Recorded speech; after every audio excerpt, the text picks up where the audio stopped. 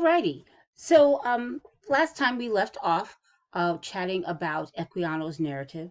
And so, I wanted to also point out that with Equiano, for him, his identity was much more closely tied to his socioeconomic class than it was race. He fully recognized that while his color, and you have to remember that this is at the time and in the location he was writing, not necessarily indicative of the time when Africans were enslaved across the globe overall, and certainly not into the 19th century. But for when he wrote and when he was developing his narrative, it was much more about class for him than his skin color, than his race. And that is because the British, especially at that point, um, tied your ability to ascend class to your overall worthiness. And so one's ability to, become a merchant or to become rich after having been born into poverty, they viewed it as speaking to one's overall quality of character. And so you see this when you're looking at other literatures and you see the characters within the text, if they've overcome something, it is usually represented in their ascendance in class, socioeconomic class. The notion of colorism and race being tied so closely together had to evolve over time. But at the time that Equiano was experiencing these things, and into the time when he was writing them, it was much less about his skin color than it was about the fact that he had started poor and then became rich. And so, even within his text, there is a point later on when he's asking one of his friends advice about getting married. And the friend says, I know you like this girl, but really you shouldn't marry her. And when Equiano, questions the friend's logic, the friend said, well, you don't want to marry her because she's poor. So he was going to marry a white British woman. But the friend said, don't marry her. She's poor. It wasn't, don't marry her. She's not the same color. It wasn't anything like that. It had to do with socioeconomic class. And so it's a very interesting perspective. And again, one that does not reflect the whole of the Pan-African, the diasporic experience for Africans. And so, just an interesting note.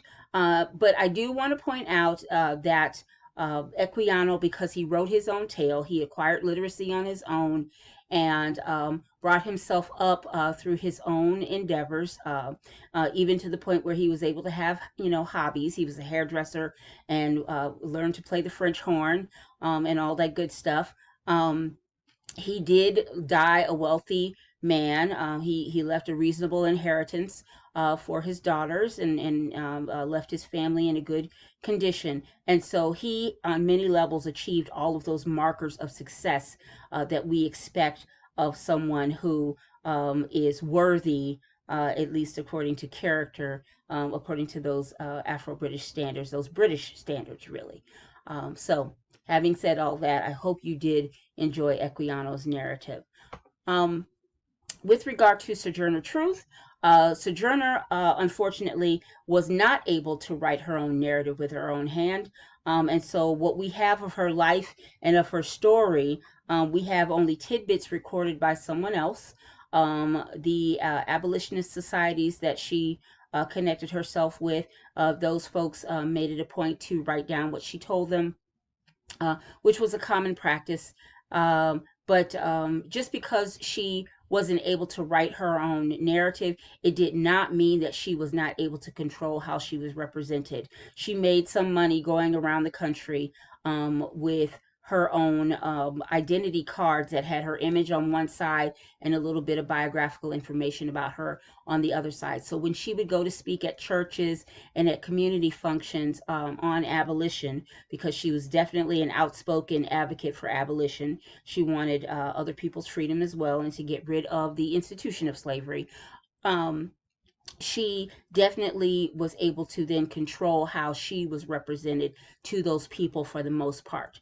The irony, of course, is the most famous thing written about her, the speech Ain't I a Woman, was actually a misrepresentation of her on a lot of levels. And so let's talk about that, because you read it, and I'm sure, as most people are, were inspired by her brashness and by her audacity, and her ability to connect the dots logically for someone who had no formal education, and especially in contrast to the people who had formal education and titles and all those things that we say are wonderful and worthy of regard. And she basically destroyed their arguments. But the issue was in the representation itself.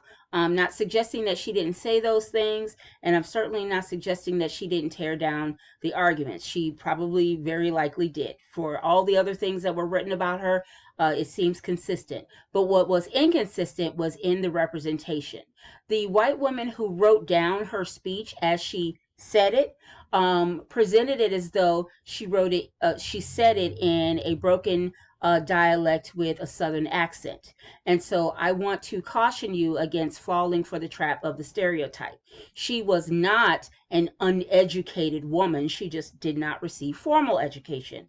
And she did not speak with a southern dialect. Truth's first language was Dutch. And so when she finally learned English as an adult, she had a heavy Dutch accent. And so um, if you have any understanding at all about how someone who speaks Dutch first and then learns English, it is not at all remarkably similar to someone who is speaking a language with a southern accent. And so the representation of itself served a purpose. It served to distance the woman who was writing it, who was white, from the woman who was saying it, who was black. And so I just want you to understand the context of that, because um, we often want to give sympathy and empathy to the woman who wrote down her story and give her kudos. But in fact, even though the arguments probably benefited this woman greatly, she still did not see herself as similar to truth. Okay, and so just recognize that. And so that makes an important point about Truth herself. For Truth, her greatest obstacle through her life, conflated by race and class, was her biological sex. She was abused because of her biological sex and race. She was used because of those things, and she was dismissed because of those things. And so her story is very different from Equiano's, even though they probably had a lot more in common and than people realize.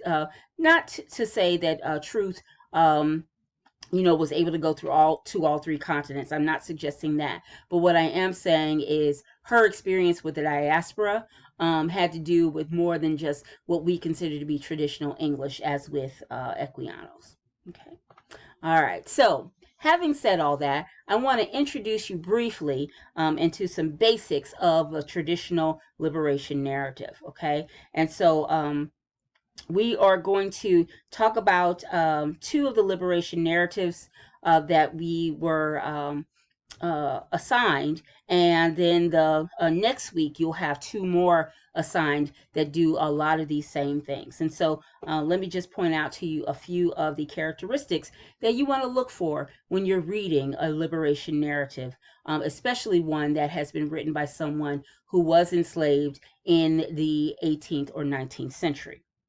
The first is that liberation narratives themselves, they had to distinguish themselves from fictions. And that is because people made a whole lot of money publishing true tales of slavery and just profiting off the pornography of slavery. And when I say pornography of slavery, it's just like now. People love to hear stories about folks being abused and sexually assaulted and living kind of, in a world that's a little bit more seedy than they are accustomed to. That's why we like the Real Housewives of whatever. That's why We are looking at, stories. That's why folks are following Tattletales of Tanqueray on Facebook or on Instagram, all that stuff. We like those types of stories. The problem is that folks profit off of them, but they're not real. And so we are also looking for authenticity. And so within a traditional liberation narrative, you will see markers of authenticity. And those include letters from people who say, no, he really was a slave. I have proof. Sometimes the formerly enslaved persons will publish within their narratives their own newspaper publishings for calls for them being recaptured, looking for this girl, she's this size or whatever.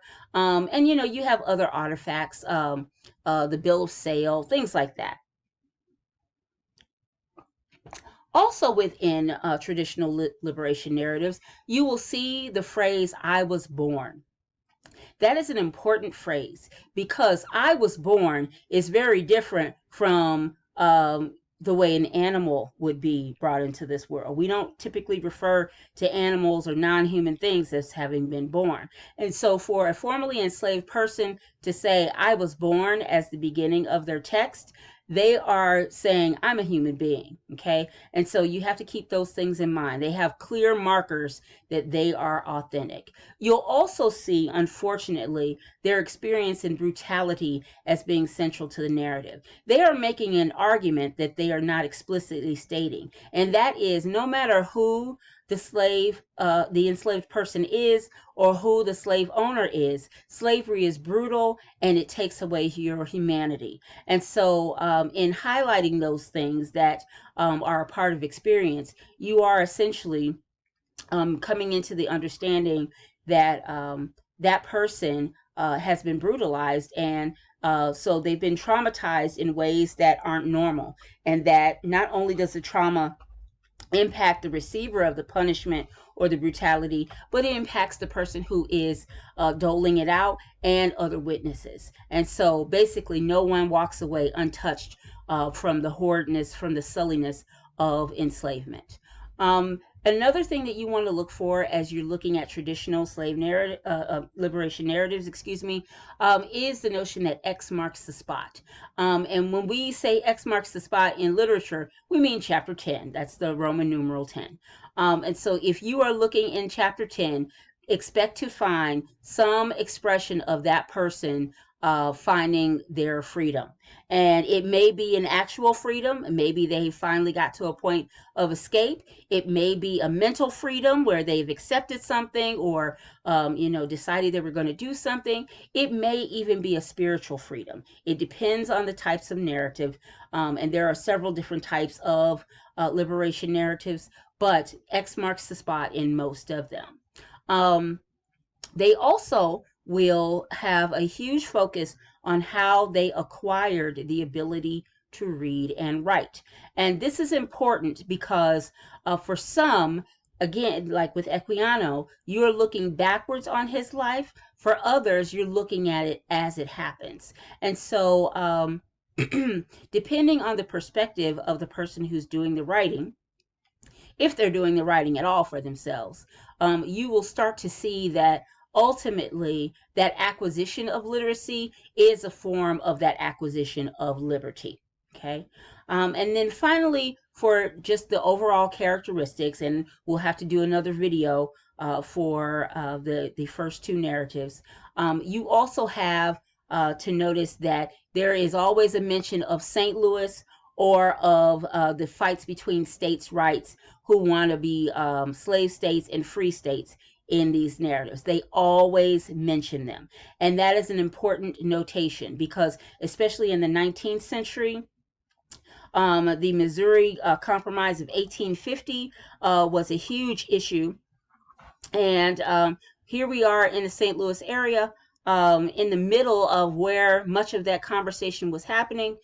So you will see St. Louis landmarks that indicate that all of that happened. And so you're really seeing history brought to life. And so as it's represented in the literature, these things actually did happen. And so they inspired the literature. and in many ways informed the literature. And so, having said that, we'll go ahead and take a break. And when we come back, we will talk about two of the narratives.